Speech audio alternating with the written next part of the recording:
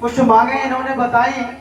इसमें कुल 7 मांगे हैं और 7 बाकी मांगे आप बता चुके हैं। हम हनुमान जी के आशीर्वाद से पूरे उत्तर प्रदेश में श्रृंखला को चला रहे हैं और आप लोगों के बीच में आ रहे हैं। इसमें एक मांग है कि जैसे ही हमारे युवा ग्रेजुएशन करें, ग्रेजुएशन के बाद मनरेगा के तर्ज पर एक ऐसी व्यवस्था स्थापित की जाए जहां उनको उनकी स्किल के आधार पर मनरेगा की तरह उनको काम मिल सके, ताकि उन्हें भटकना ना पड़े। इससे होता क्या है पता है? जब ग्रेजुएशन करके हमारा युवा साथी निकलता है तो उसका शोषण होता है, आर्थिक शोषण। नोएडा, बेंगलोर, ग्वालियर, दिल्ली जैसे शहरों में जहाँ रुकने और खाने का खर्चा है वो 5-5, 6-6 हजार रुपए में इंटर्नशिप के नाम पर उसे 1-1 साल नौकरी करवाई जाती है और उस 1 साल के बाद भी उसकी कोई गारंटी नहीं है कि उसके बाद दूसरी कंपनी उसको जॉब दे देगी। कोई कंपनी गारंटी नहीं लेती है। अगली कंपनी में वो जब जो जाता है तो वो कहता है आप अपना अनुभव दिखाइए, 1 साल का अनुभव दिखाइए, 2 साल का अनुभव दिखाइए।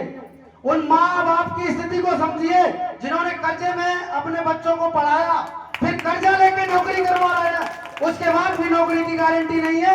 इसलिए हिंदुस्तान के अंदर लाखों घर बर्बाद हो रहे हैं, लाखों लोग अपने खेत बेच रहे हैं, यहाँ तक कि वो अपने मंगलसूत्र को माताएं बहनें गिरवी रख के अपने बच्चों को पढ़ाने को मजबूर हैं। इसलिए हम आपके बीच में आए हैं कि इस आवाज को बल दीजिए। पूरे देश में एक जैसी शिक्षा व्यवस्था हो, 1 नेशन 1 एजुकेशन की इस समय देश जरूरत है देश को।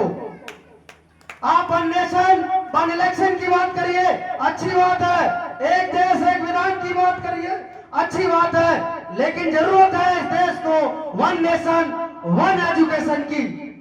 जिस दिन गांव से लेकर शहर तक शिक्षा नीति समान होगी, एक जैसी किताबें होंगी, एक जैसा कैरिकुलम होगा, हिम्मत नहीं होगी किसी शिक्षा माफिया की कि वो अपने स्कूल में दुकान खोल ले।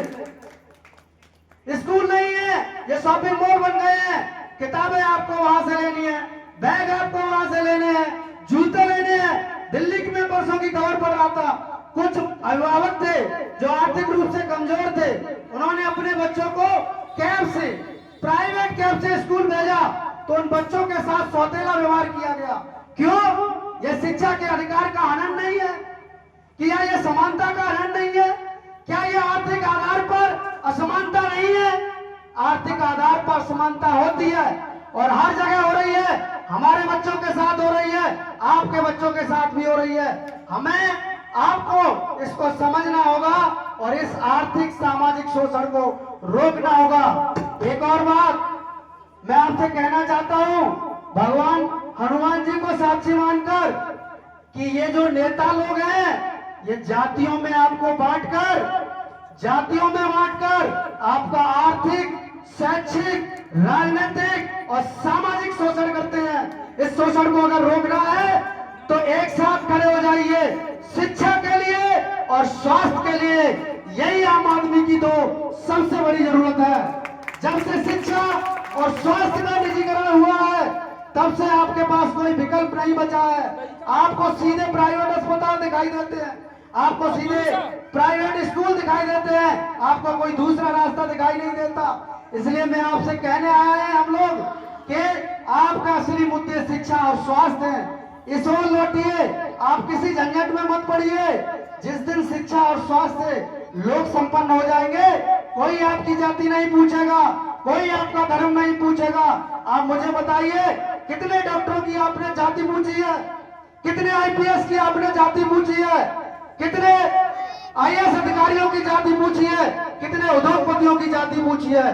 क्योंकि संपन्न लोगों को जातियां नहीं पूछी जाती।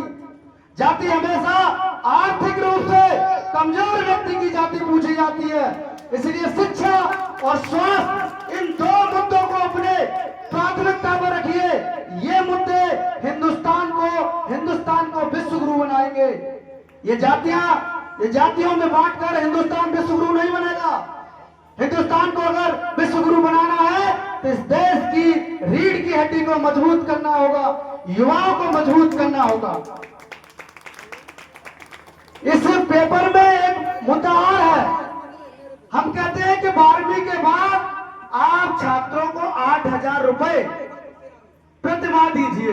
बहुत से लोगों ने कहा ये तो बहुत हो जाएगा। नहीं बहुत होगा।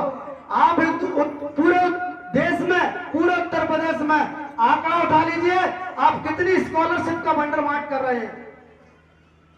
इन बिचौलियों को लेकर बीच में डिग्री कॉलेज वालों को लेकर कितनी स्कॉलरशिप के नाम पर कितने घोटाले हो रहे हैं।